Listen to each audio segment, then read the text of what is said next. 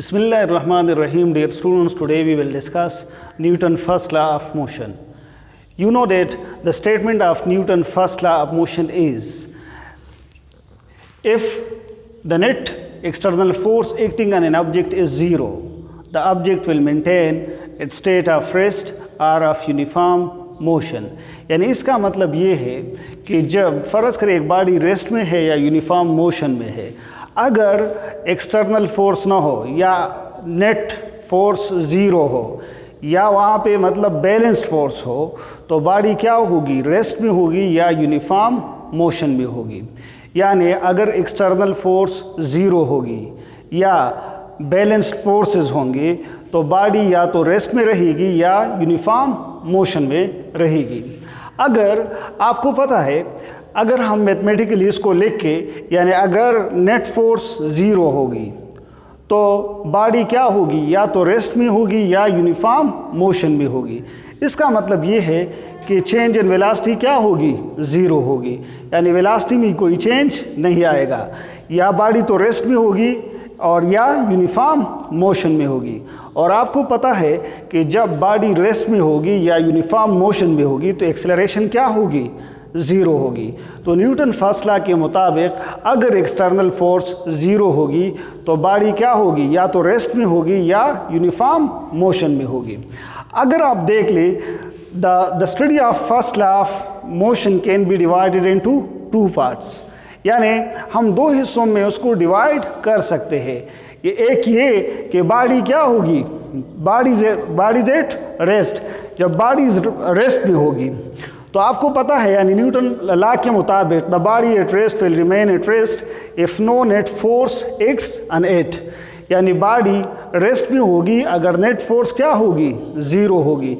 यानी वहाँ पे अगर अनबैलेंस फोर्स न हो तो बॉडी क्या होगी, रेस्ट में रहेगी।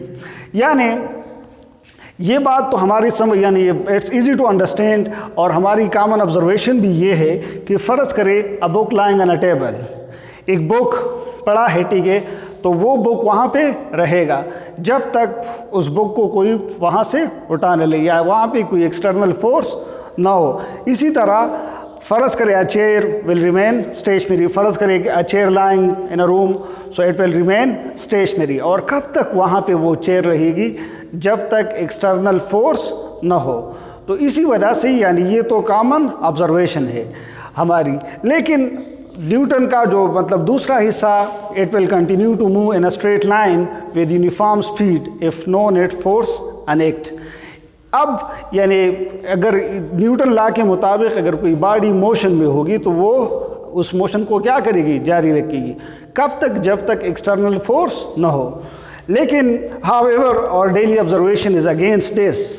For example, if you roll a ball it comes to rest after some time.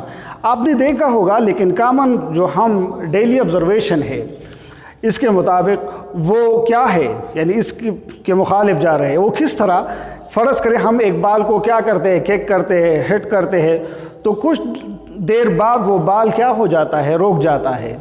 तो जब वो बॉल रोकता है, ठीक है, तो मतलब, और यहाँ पे ये है कि बॉडी क्या होगी, अपनी मोशन को कंटिन्यू रखेगी, यानी यूनिफॉर्म वेलोसिटी के साथ। लेकिन यहाँ पे वो बॉल क्या होता है, वो रोकता है। लेकिन अगर हम but careful study of the moving ball shows that there are forces, यानी अगर हम यहाँ पे देखें ये बॉल इसलिए रोक जाता है क्योंकि वहाँ पे फोर्सेस होते हैं, फ्रिक्शन होती है, ठीक है, या एयर रेजिस्टेंस होती है। तो अगर यहाँ से हम ये एयर रेजिस्टेंस और फ्रिक्शन को क्या करेंगे, रिमूव करेंगे, तो फिर बॉडी क्या होगी, यूनिफॉर्म वेलोसिटी के साथ जाएगी। यानी ये बॉल इसलिए रोकता है कि यहाँ पे एक्सटर्नल फोर्सेस है, और वो एक्सटर्नल फोर्सेस क्या है, फ्रिक्शन है और एयर रेजिस्टेंस है।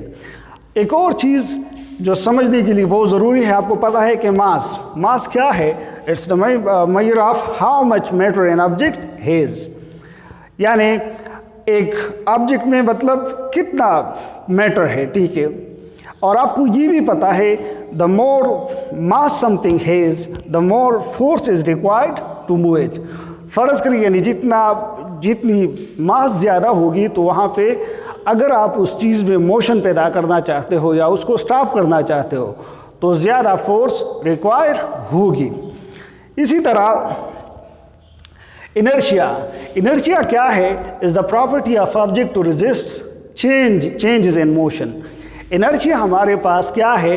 ये प्रॉपर्टी ऑफ ऑब्जेक्ट है, यानी फ़र्ज़ करें एक बॉडी है, ठीक है, वो क्या होती है? If something stationary it resist attempts to move it.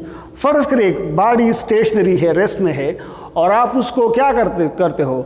उसमें चेंज लाना चाहते हो, उसमें मोशन पैदा करना चाहते हो, तो वो क्या करता है? वो बॉडी उसको रेजिस्ट करता है। क्या करता है? रेजिस्ट करता है। इसी चीज़ को हम क्या कहते हैं? उसको हम इनर्शिया कहते हैं। या ये फ़र्ज़ करें एक बॉडी मोशन में है, ठीक है, और आप उस बॉडी को क्या करना चाहते हो? उस बॉडी को रोकना चाहते हो या उस बॉडी को स्पीड अप करना चाहते हो, तो वो उसको क्या करता है? रेजिस्ट करता है। तो इसी चीज़ को हम क्या कहते हैं? उसको हम इनर्शिया कहते हैं। और आपको ये भी पता है कि the more mass something has the more inertia it has, यानी जितनी मास ज़्यादा होगी तो वहाँ पे वो रेजिस्टेंस क्या करेगी? ज़्यादा रेजिस्टेंस शो करेगी। And this means that more force is required to increase और डिक्रीज इट्स स्पीड। इसका मतलब ये है कि वहाँ पे ज़्यादा फोर्स क्या होगी? रिक्वायर होगी, अगर आप उस बॉडी की स्पीड को मतलब इंक्रीज़ करना चाहते हो या डिक्रीज़ करना चाहते हो। तो इसी वजह से न्यूटन फर्स्ट लॉ को हम लॉ ऑफ इनर्शिया भी कहते हैं, लॉ ऑफ इनर्शिया। और इनर्शिया के बारे में मैंने आपको कहा कि इनर्शिया क्या है? Inertia is the property of object to resist changes in motion. यानी एक बॉडी अगर रेस्ट में है तो अगर आप उसमें मोशन पैदा करना चाहते हो तो वहाँ पे जो रेजिस्टेंस होती है तो उसको हम क्या कहते हैं? उसको हम इनर्शिया कहते हैं। या एक बॉडी मोशन में है, आप उसमें उसके मोशन को मतलब इंक्रीज़ करना चाहते हो या डिक्रीज़ करना चाहते हो, तो वहाँ पे वो जो रेजिस्टेंस होता है उसको हम क्या कहते हैं? इनर्शिया कहते हैं। तो जितनी मास ज़्यादा होगी तो इनर्शिया ज़्यादा होगी। तो न्यूटन फर्स्ट लॉ ये है कि a body at rest will remain at rest, a body in motion will continue its motion. कब तक? जब तक एक्सटर्नल फोर्स न हो।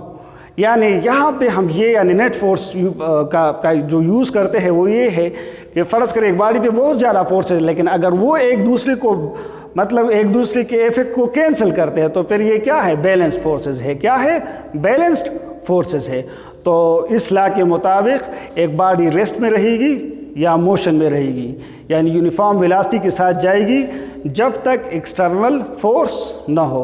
और इसी लॉ को हम लॉ ऑफ इनर्शिया भी कहते हैं।